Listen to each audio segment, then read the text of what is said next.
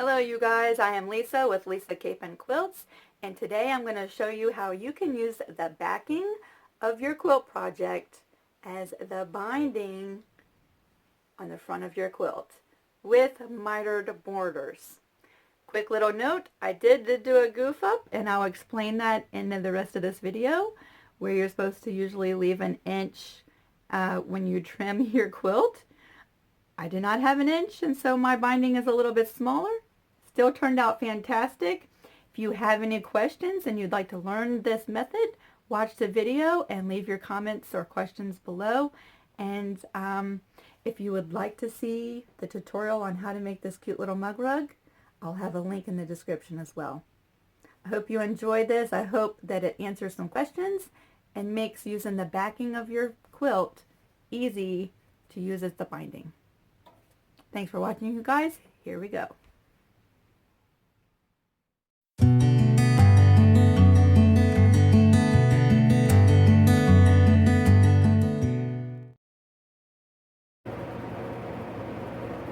Here we are, you guys. We have our complete quilt, all of our layers, and it has been quilted. Let me start by saying that usually when I do this easy binding method, I usually like to leave at least an inch all the way around on all four sides. But because I was not very careful, I was too excited to make my video. I was not very careful in centering up my quilt top to allow for the inch all the way around. So on this side I have less than an inch, and on this side I have more than an inch. So that's not going to quite work. So usually make sure that you leave yourself an inch, and go ahead and trim out your back and your batting to an inch all the way around your quilt top just by measuring with a ruler. All the way around, you would want to make sure your backing extends an inch all the way around. I really cut it close on this one, you guys, and so we're going to make this one a pretty small little thin binding. I'm going to trim this out to a little more than half an inch.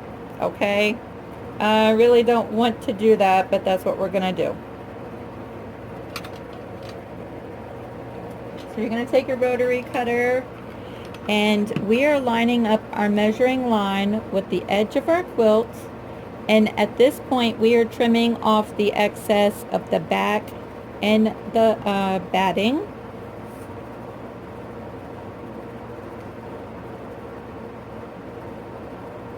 I'm going to try and give myself as much binding as possible. Usually, like I said, you would cut an inch.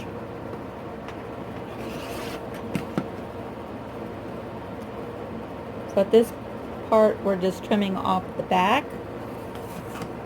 Then I'm going to go ahead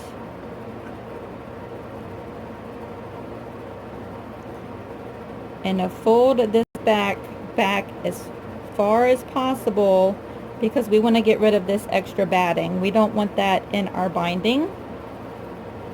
So we have folded that all the way back, and now we can trim this extra batting off.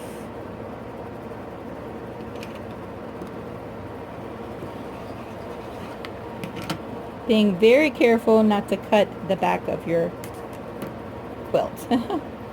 So see what we've done there? We've trimmed the back, and then we trimmed away the batting, and we're going to repeat that process all the way around our quilt top. Again, you want to measure out an inch. I have to come in at less than an inch because I goofed. See, we're not always perfect all the time. Now we're going to fold the back as far as possible out of the way. Make sure it stays folded back as you flip it back over. And now we're just trimming the batting away right to the edge of our quilt top.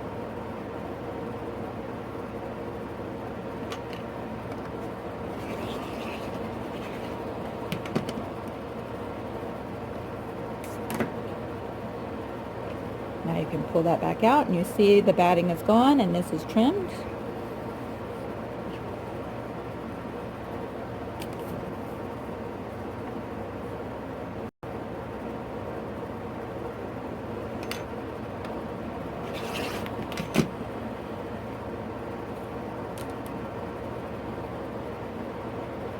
I really should have been more careful. But at this stage, you guys, I'm not recording it at a third time. We're just going to go with it.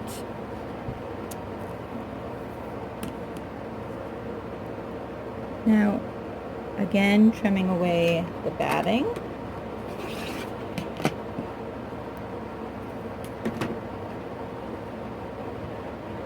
And we have one more side to do.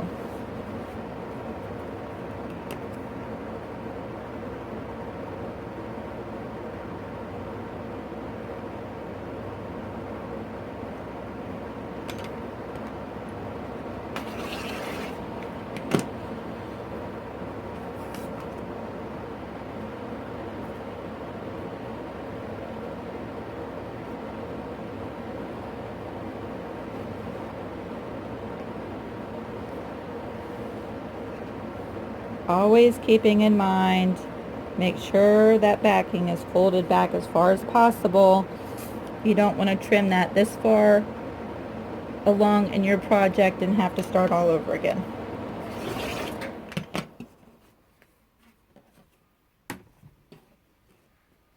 Okay, now we are ready to start the binding process. I'm going to go ahead and preheat my iron to a cotton setting and make sure the steam option is off, and grab yourself a glue stick. Yes, this time we're going to use a glue stick.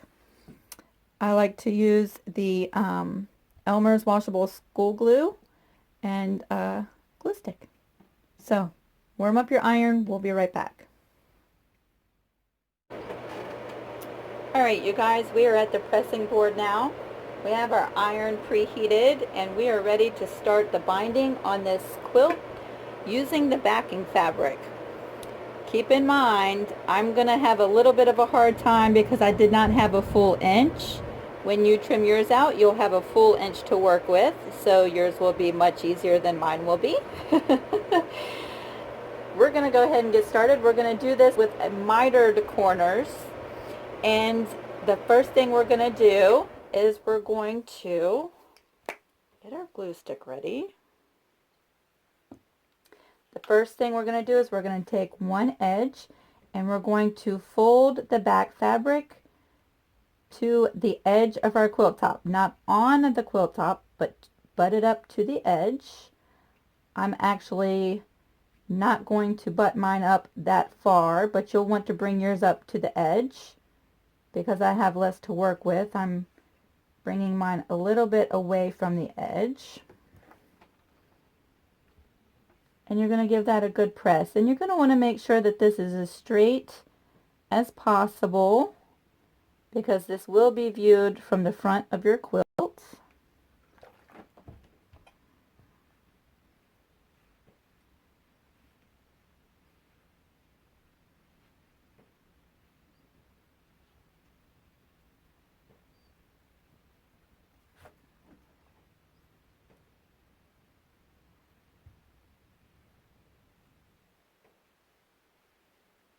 Yours will be much easier to do than mine is because I have very little fabric to work from, and that's my goof up. But we're going to make it work. Alright, once that is folded in half, we're going to take our glue stick and we're going to run some glue all along the backing that is folded over.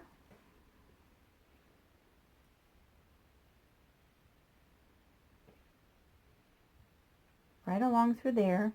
And now we're going to fold our backing onto our quilt top. So you can see how tiny my little binding is going to be. And that's okay. Now we're going to give this a good press to dry the glue and set the glue.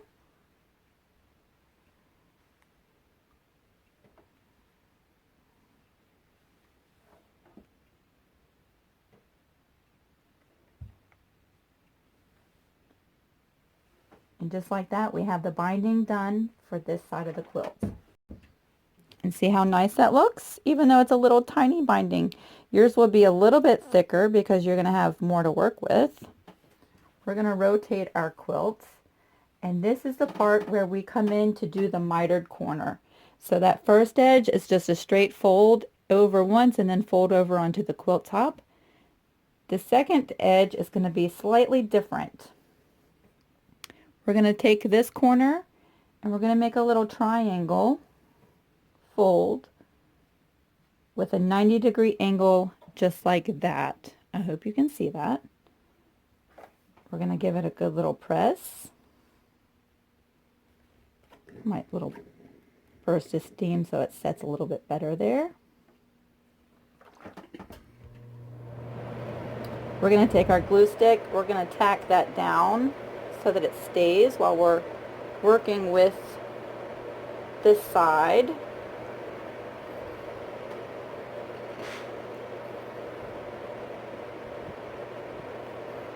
See how that stays perfectly where it's supposed to?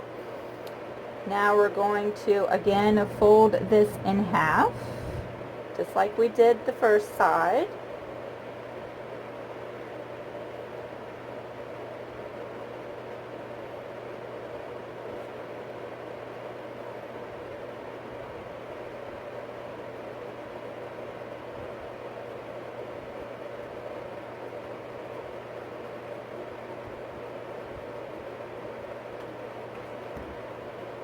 Come in with our glue and just rub the edge of this binding right along to the end.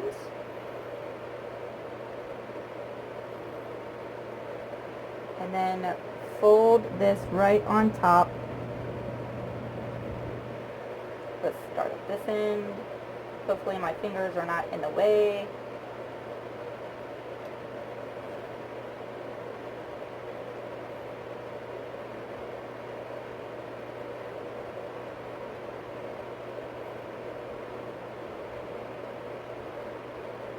Now when you get down to this corner, you have some time with that glue to manipulate the corners so that they line up perfectly mitered there. And just heat set that in place.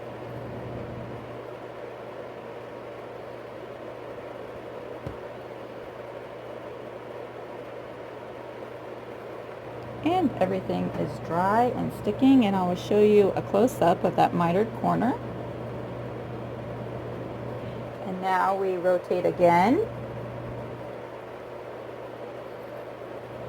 Again, we're going to make the little triangle down at this corner. Let's go ahead and put the glue on there.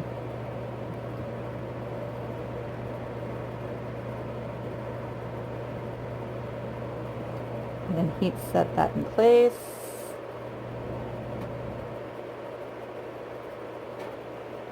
And I'll tell you what, before I even start folding this, I think it would be much easier if I just ran some glue through there, because I have so little to work with here.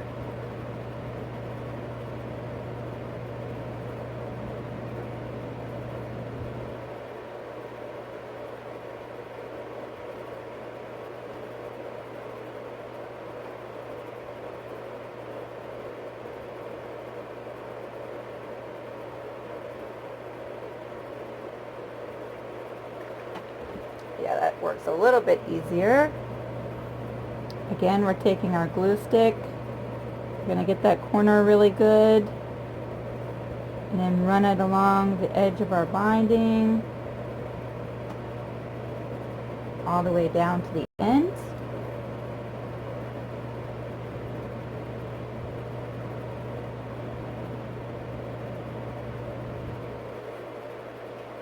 We're going to heat set again.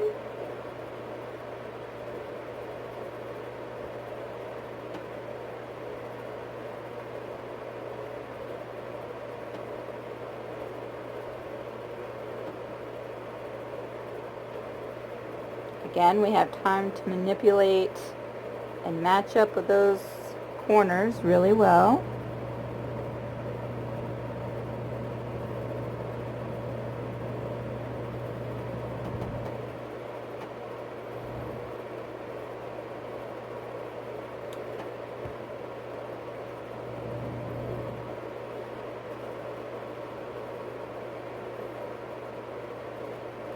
and our glue is dry, and we are on to the fourth side.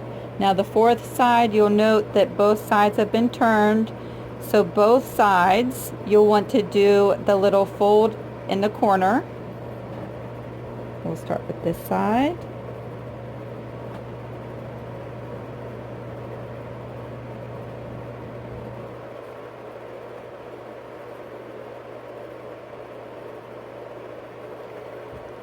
And we'll do this side.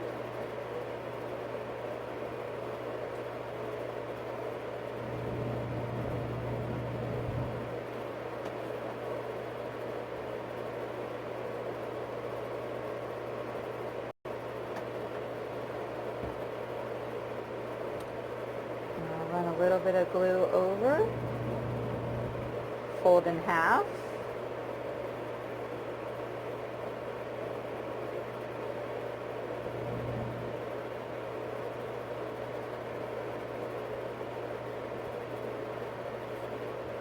heat set that, and press your half mark.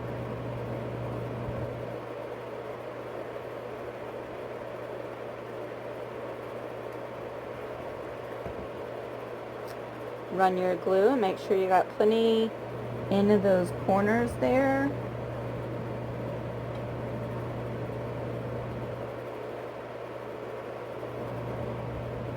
And then bring it up over top of the quilt.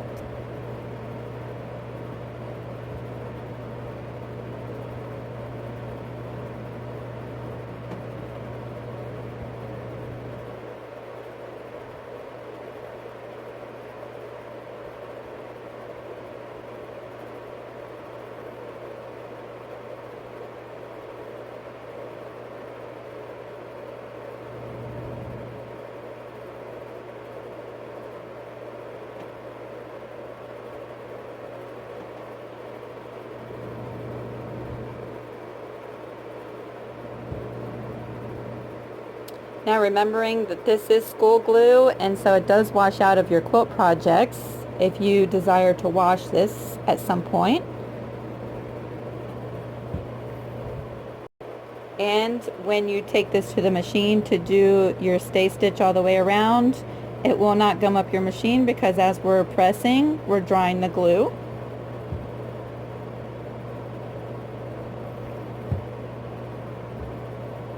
And just like that, you guys, we have used the back of our quilt to make the binding. And you'll see the little mitered corners. Not too bad considering I only had maybe a little bit over half an inch to work with. You guys will have a much easier time because you should have a full inch all the way around to work with. At this point, all you have left to do is a stay stitch, which is just a straight stitch, or you could use a decorative stitch if you wanted. But you're going to come right along the edge of your binding, not on your quilt. Remember, we're sewing our binding down. So right along the edge, we're going to just do a straight stitch all the way around, and you are done. And this is easy binding, doing mitered corners. If you guys have any questions, feel free to leave them down below. You can find me at Facebook at Lisa Capen Quilts. And I would love to walk you guys through if you have any questions. I hope you find this useful. And if you have been here through this whole project, thank you for watching. I hope you enjoy this little pattern with the foundation paper piecing. If you'd like to see that video, it is either right above this one or right below. I'll also put a link to the tutorial on this quilt top in the description box. I hope you guys have a wonderful rest of the week, and I hope you have fun with this quilt. Bye, you guys.